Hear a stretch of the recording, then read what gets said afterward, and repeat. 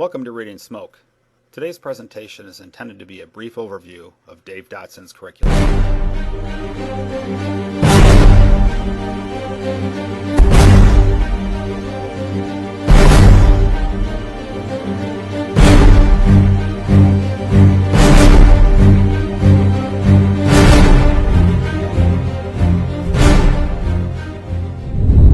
Hi, I'm Battalion Chief Dave Dotson. Thank you for joining us today. Welcome to the National Fallen Firefighters Resource Kit. Today we're going to talk about a problem that the American Fire Service is having, but we're also going to talk about solutions to that problem. Right now, firefighters are dying in flashovers at a rate unseen in the American Fire Service. We're getting caught more often than we ever have. Today's class is about the solution, and you are part of the solution.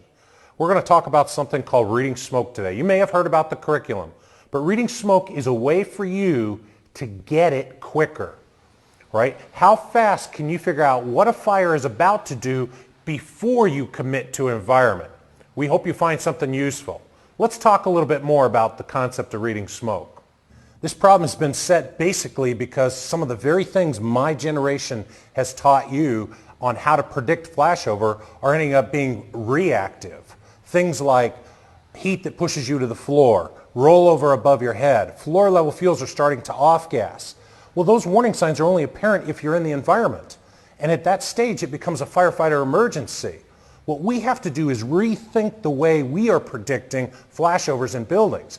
This whole concept of aggressive interior fire attack has to be done with an understanding of what the fire is about to do before you commit to that environment. And the whole solution is reading smoke. You are part of that solution. Now, it's not that what we did was wrong in the past. It's just no longer fits for today's fire environment. And you didn't change that. Society changed that fire environment. So I think it's incumbent upon us to change what we do about it. And the solution is in the material you're going to see as part of this training package. We appreciate you being here. Now, just as a brief overview, reading smoke is a concept that allows you to, on arrival, figure out the answer to 3 questions.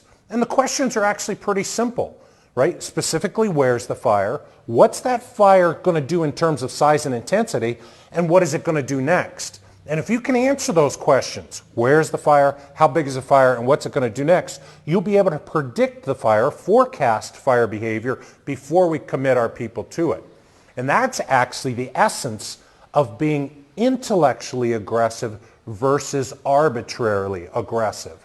And I do believe that's part of our problem, is so many of our crews, and bless them, they're super aggressive, hard-working firefighting crews, but we've become arbitrarily aggressive. We're aggressive because you're supposed to be aggressive, not because it's appropriate for that particular environment.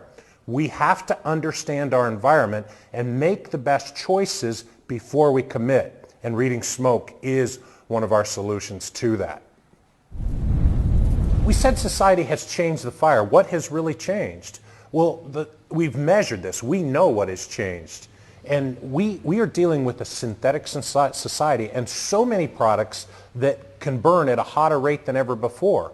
We just look at some classic firefighter language. Classic firefighter language, the foundation of the firefighting world that I came into was that typical residential fires release 8,000 to 10,000 BTUs per pound of fire load. Well, first of all, we don't even use those measurements. That's how outdated that is. But the bottom line is the equivalent in our simple language is fires today are 18,000 to 20,000 BTUs per pound, right? Things have changed that much. The rate of heat release, the energy release that's being released over a short amount of time is off the charts and causing textbooks to be rewritten. Another way to look at it is this. We know the classic fire growth in a compartment is measured as a 6 to 8 minute window. No, the recent NIST test, National Institute of Standards and Technologies, they're showing that flashover is an event that can occur as quick as 4 minutes. So our world has certainly changed. The basic adage that a fire will grow or double its size in a minute, that's way old school stuff. Right? The reality is a fire can grow 10 or 20 times its volume in just a few seconds. It's called smoke gas ignition, right? And that can lead up to and include flashover as an event. And that's why we're starting to see an increase in firefighters caught in flashovers. Those very things we've taught you, wait for the sensation to heat, in itself is a trap. What we have to learn, and one of the strongest messages in reading smoke, is we've got to learn to see heat. Don't wait to feel heat. And reading smoke allows you to see that, especially if you know some of the patterns. On top of that, society has changed the building. We have a building that's better insulated initially and holds the heat, holds the heat, holds the heat, but then starts failing really quick, right? Especially with engineered lightweight wood buildings. And those two things, we've changed the fire, we've changed the building, are leading to basically a collision course for firefighters. And the rate that we're getting caught by that collision course is not anecdotal. It's a definite trend in the fire service. And we have to reverse that trend. And that's where you come into play. Where you come into play, you're part of the solution. We have to learn to read the building. We have to learn to read the smoke so we can predict what's going to happen in the next 2 minutes or 5 minutes or whatever your setup and evolution time is. And make sure that we're doing things from a strong, control the environment point of view versus old school, we're slave to our environment. We can't be slave to our environment anymore. We have to learn to master our environment, control that environment as part of our aggressiveness. And that's what we call intellectual aggressiveness, not arbitrary aggressiveness. All right, so let's look at some of those fire dynamics that are taking place inside of a building.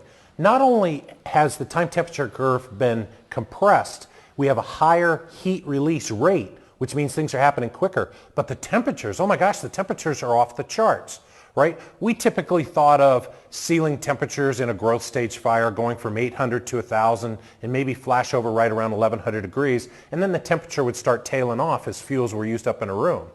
Our studies are indicating that ceiling temperatures of 1,300 to 1,500 degrees are routine and conservative, and we even have thermocouples showing 1,700 degrees at ceiling temperatures. That totally changes the fire dynamics inside that building. And that manifests itself in aggressive interior crews having to deal with heat conditions that they've never seen before. Now, we have great gear, and that gear allows us to get in a little bit closer to the fire. But I got to warn you on that. Even though our fires are faster, they're releasing at a quicker rate, and they're hotter, the smoke itself is ignitable, more ignitable at lower temperatures. As a matter of fact, smoke is ignitable at temperatures that you can't initially feel in your new protective equipment. So this has set the stage for disaster. As part of the Courage to Be Safe program, this resource kit attempts to identify and give you those solution tools for this amazingly hot, rapidly burning interior structure fire. What we want you to do is take from this information that will allow you to be safe and have that courage to be safe. Reading smoke is a solution. The more time you spend learning to read smoke, the better off we're going to be at the next structure fire. And remember, our key is when we show up at 2 o'clock in the morning, our key is how fast do you get it? How fast can you figure out not what's happening now, but what's about to happen with that fire behavior? We hope this kit gives you that information. We want to thank the National Fallen Firefighters Foundation for making this resource kit available to you. But a kit is only as good as whether it's on the shelf or you utilize it. You hold the key to solution. I hope you found some useful information on how to read smoke. If you practice this and make it part of your first due decision-making world, you can make a difference. We can make a dent in that 30% increase in firefighters caught in flashovers. That's what we must do. That's what you must do. You're part of the solution. I want to thank you for your time and energy watching this, but let me send you away with one thought. I got to do this job for 25 years, and I feel very fortunate, and I actually believe I'm lucky that I'm still vertical. But you got to remember, in my 25 years, I got to fight predictable fires in resilient buildings. You were fighting explosive fires in disposable buildings. You can't afford to be lucky. You must be good, and that's the key. So let me send you off with this thought. Go out there and read smoke. Learn to read smoke and get good at it. Learn how to read buildings too. Read smoke, read buildings. Vent high, punch low, and don't just be safe. Go work your butt off at the next incident and make it more safe. I'm Dave Dotson. Thanks for joining us. Objectives for today's presentation. We want to give you something to help you at the next structure fire. We're going to review the basic process of reading smoke. We're going to update and refocus on some key points, and we're going to offer some shortcuts. As firefighters, we need to have a basic knowledge of how to read smoke. At any structure fire we go to, we're trying to answer three basic questions. 1, where specifically is the fire? 2, how big or intense is the fire? And 3, how fast is it changing? What's going to happen to that fire next, and where is it going to go?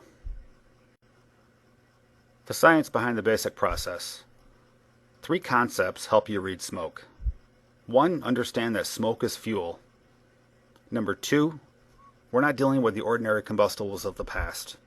The fuels have changed and there's more continuity and explosiveness than previously taught. Number 3, smoke has trigger points. The more time and energy we spend on understanding new fire theory, the better prepared we're going to be at the next structure fire.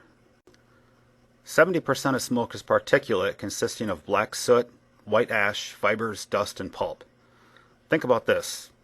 If smoke is 70% solids, then an interior compartment fire will go underventilated as the solids displace the air. That equates to a more explosive environment when air is finally introduced. Soot is carbon, which means it can burn. Ash contains trace minerals and metals that won't burn, but the ash, however, can carry amazing amounts of heat. Aerosols found in smoke are also fuel. Aerosols found in smoke consist of water, hydrocarbons, which are your black oil droplets, and some oils have self-ignition temperatures as low as 460 degrees Fahrenheit. An aerosol is a suspended or propelled liquid, and heat is their propellant. Consider this, the following gases create ladder fuels within smoke. Remember, there are also particulates in aerosols also. Gases include acrolein, benzene, hydrogen cyanide, carbon monoxide. Compare the flammable ranges and the temperatures. Smoke is ignitable from 1 to 74% mix in air, and as low as 450 degrees Fahrenheit. These gases are high in volume in typical fires. Ready? Yep, go. This slow motion video shows how combustible smoke really is.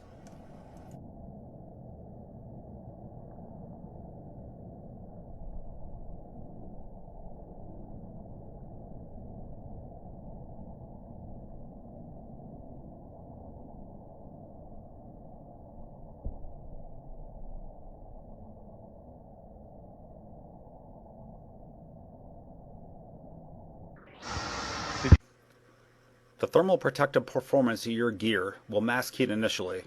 You can't feel 450 degrees for minutes, yet the smoke you are crawling in can ignite. The thicker the smoke, the more continuity of fuel between you and the fire. Crawling in zero visibility smoke has never been more risky. You may not see the flame wave coming until it's too late. Make sure to use your hose line and cool the smoke as you advance. Modern fuels has changed the flashover rate to alarming levels. By the time we realize an extreme event's going to happen, we have seconds to get out. You can see in this video that an immediate decision needs to be made to either fight or flight. If you decide you don't have time to get out, you need to open up that nozzle and cool the environment with large quantities of water.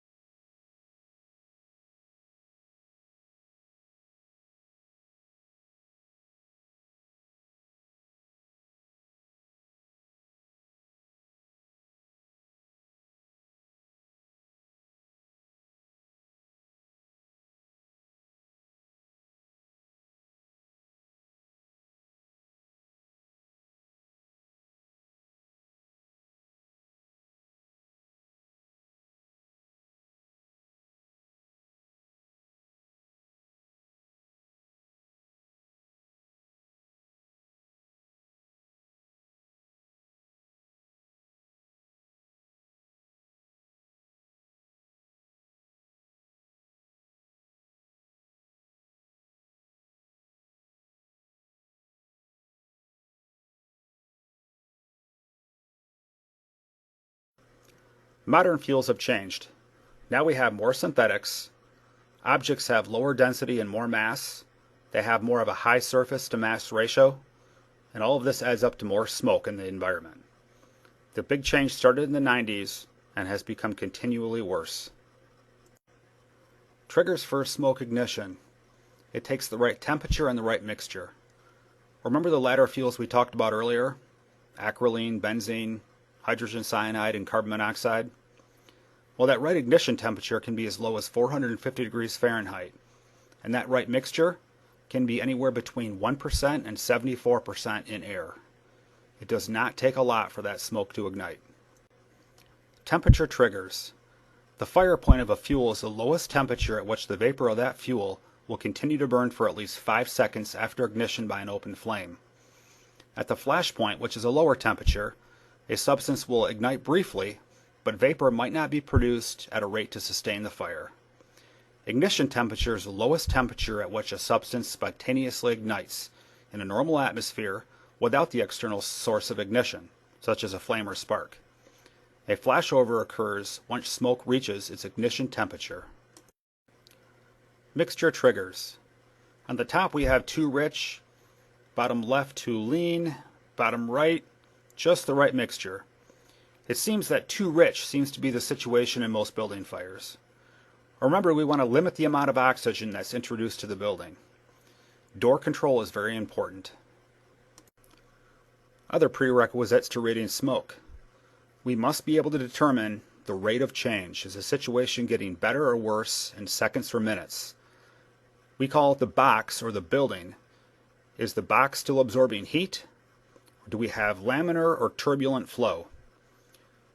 Turbulent flow, turbulent smoke means the box or building can absorb more heat, and that's a flashover warning. Other words for turbulent include agitated, boiling, or angry. Laminar is that smooth white smoke. That's soft billowing or has a straight line movement. If the box or building is still absorbing heat, it will cause the smoke to smooth out or to become laminar as it moves through the building. Laminar or turbulent. In this picture we have that soft billowing white smoke and the box is still absorbing heat. If you've guessed laminar in this case, you're correct. In this case we have that black boiling smoke that's just pumping out the front of the building on the alpha side. In this case the box is not absorbing more heat and flashover is imminent. If you've guessed turbulent, you're correct. The process rules for reading smoke. Number 1, nothing is absolute. Number 2, we want to compare ventilation openings. Restricted versus unrestricted. Do we have smoke or no smoke? And 3, watch the smoke, not the fire. A warning, flames will attract your attention. Try to look past them because the future of this fire is painted by the smoke. Pay attention to the smoke that's being pushed through a brick wall on the Charlie side.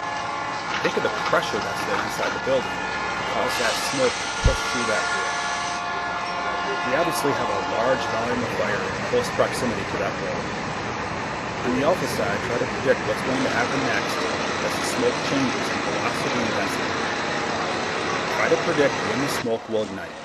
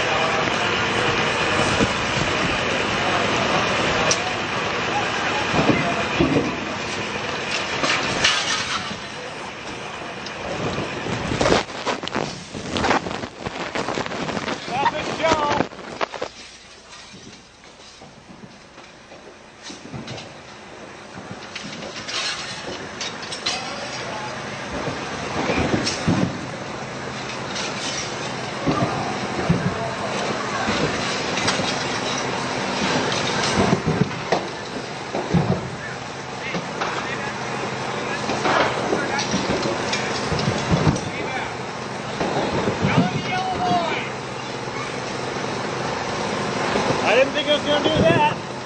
At least not on this end.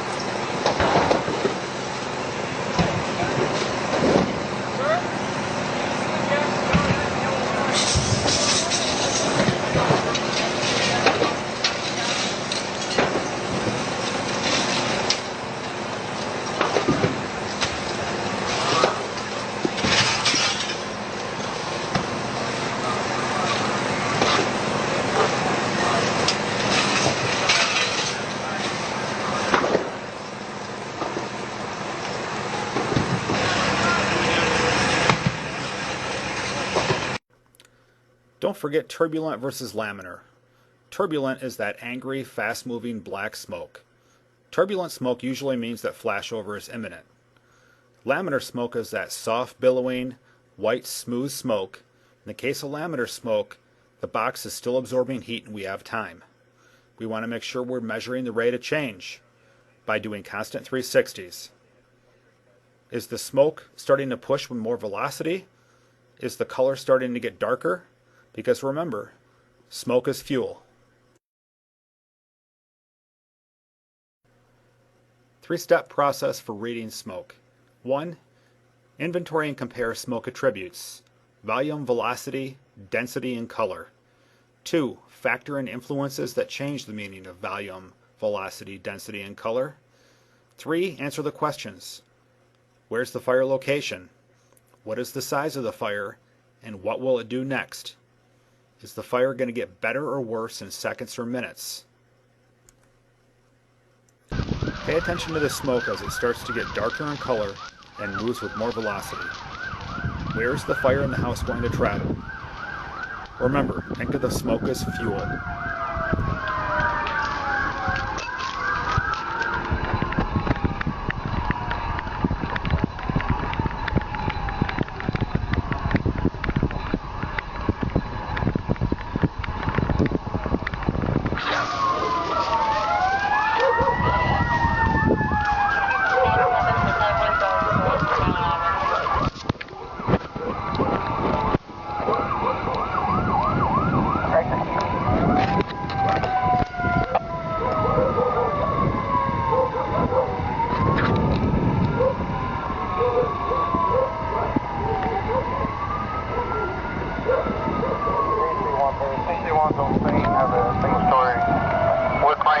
Heavy smoke showing 1278 will have 8th Street Command.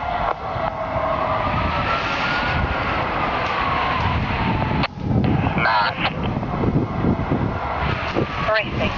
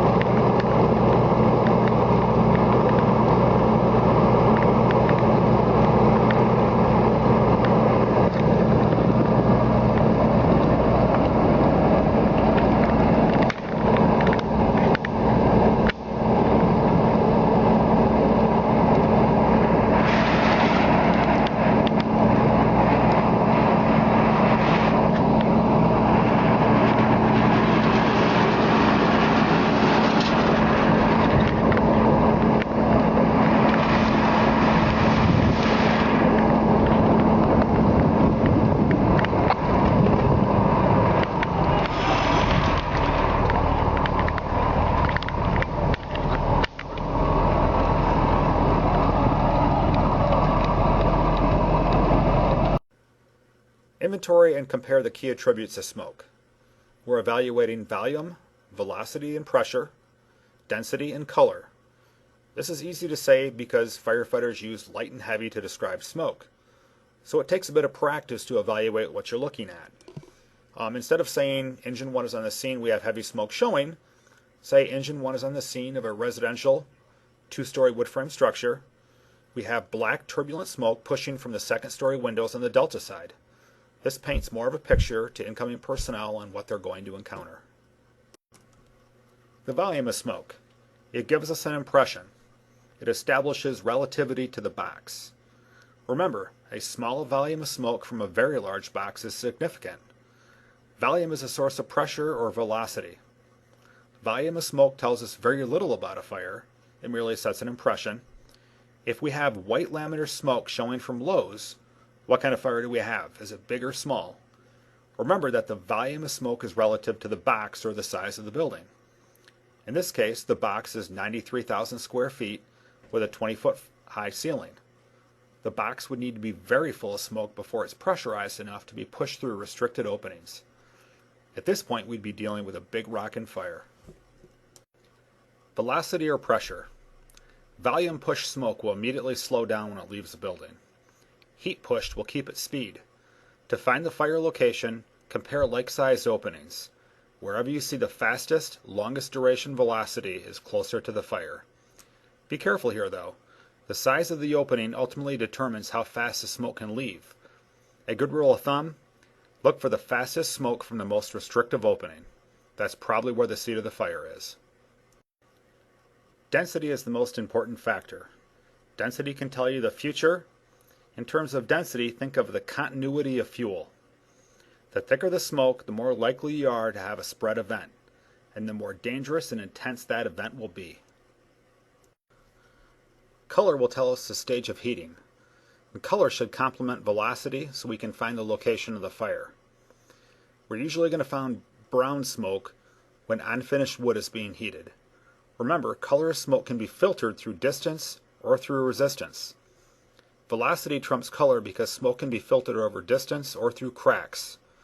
Carbon and hydrocarbon makes black smoke, and these are very sticky and they'll deposit on things as smoke moves through it. It can especially be filtered through building material like mortar, concrete block, and brick. The further smoke moves through a building, the lighter it will become. The brown smoke in this picture would tell us that unfinished structural members are being heated. The brown laminar smoke also tells us that the box is still absorbing heat. We need to factor in other influences when we're trying to read smoke. The container defines the significance of volume, velocity, density, and color.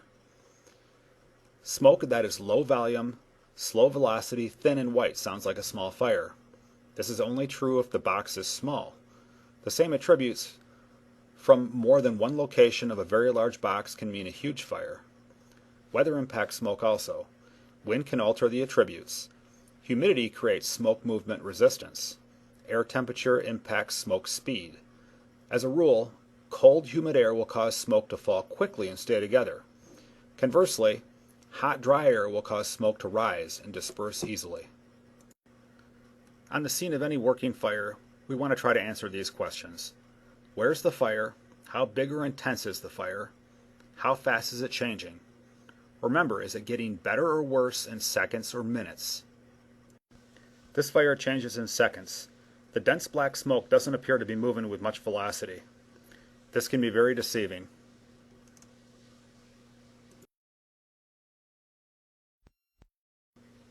A quick update. Remember, velocity trumps color. Any thick, fast-moving smoke is ignitable. Zero visibility makes you a slave to your environment. We need to remember we need to focus on door control, and we need to vent the building in the proper location to keep ourselves safe. Turbulent smoke is smoke that's ready to flash, and that indicates that floor temperatures are past human life thresholds. A zero rescue profile means that we're not going to risk our lives to save a life that can't be saved. We need to manage our risk. If we're in that type of environment, we need to cool that with large quantities of water, or we need to get out right away. Ventilation has never been more important and needs to be one of our #1 tactical priorities. We need to make the building behave. Vent and cool needs to be our mantra. Interior fire attack unsupported by ventilation is foolish in today's fire environment. Here are some shortcuts, but they're not absolute. Black, thick, fast smoke is heated and explosive. Black, thin, fast smoke, we have flame nearby. White smoke with speed, it's a hot, intense fire, but the fire is distant. Uniform speed and color smoke, we have steady flow and light color from many different places in the building. We have a deep-seated fire. Brown smoke would probably indicate unfinished wood being heated. And we have black turbulent smoke, that would mean a flashover is usually imminent. These shortcuts are easy to learn, so practice when you have time. These firefighters are attempting to vent, enter, isolate, and search from that first roof. Pay attention to the changes in smoke volume, density, color, and velocity after they break out the windows. When performing this technique, the windows shouldn't be taken out before firefighters are prepared to enter. In this case, due to a lack of door control, the firefighter that entered the window to the right is lucky to escape.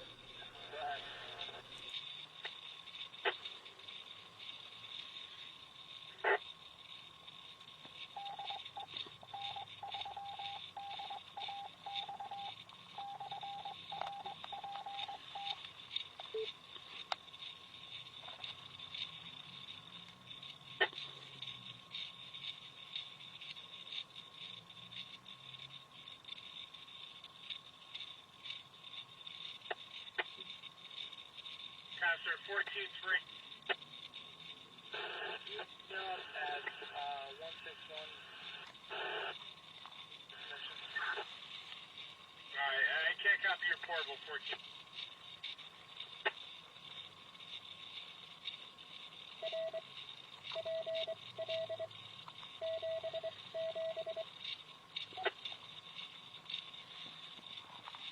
Do roll call for second shift. Can you tell me who's on?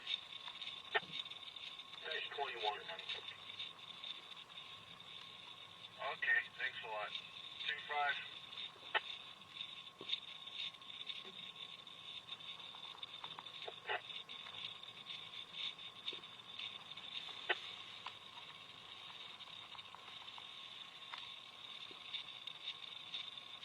I'm looking to see who's on duty for second. Badge number 2. Okay, thanks. 9-1. 13.5. 10-4, 14.55.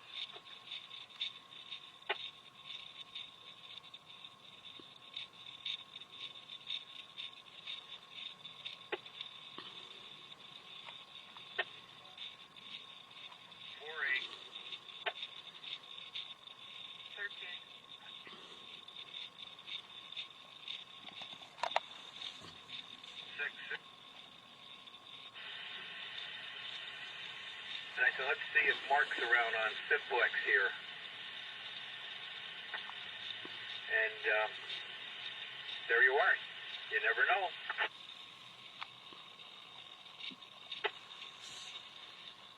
Was that 13 or 19? 13. 13, okay. 5-2. 5-1-8-3-9er. Okay, I'm going to advise my partner who's switching with me. I'll run it. I'll have her give it back to you.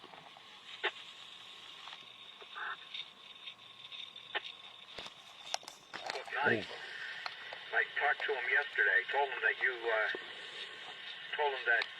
overheard him looking for me. So, yeah. Told him well, when I talked to him yesterday, I said, I'll call you on Thursday, let you know. I just got off the phone with him a little bit ago. So Larry's doing the net, and then I'll do the net next week, and we'll keep that order. It'll be Walt, Larry, and myself. Unless you want to fill in.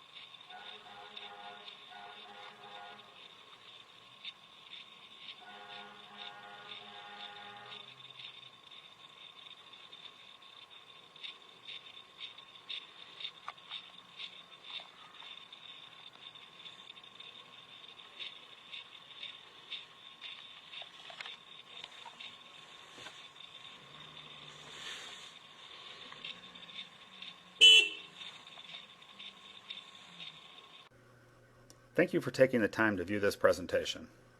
Hopefully you picked up something you can use at our next structure fire. I would encourage you to attend one of Dave Dotson's presentations yourself. His classes include the Art of Reading Smoke and the Art of the First Due. Feel free to contact me via email or on TextCom with any questions.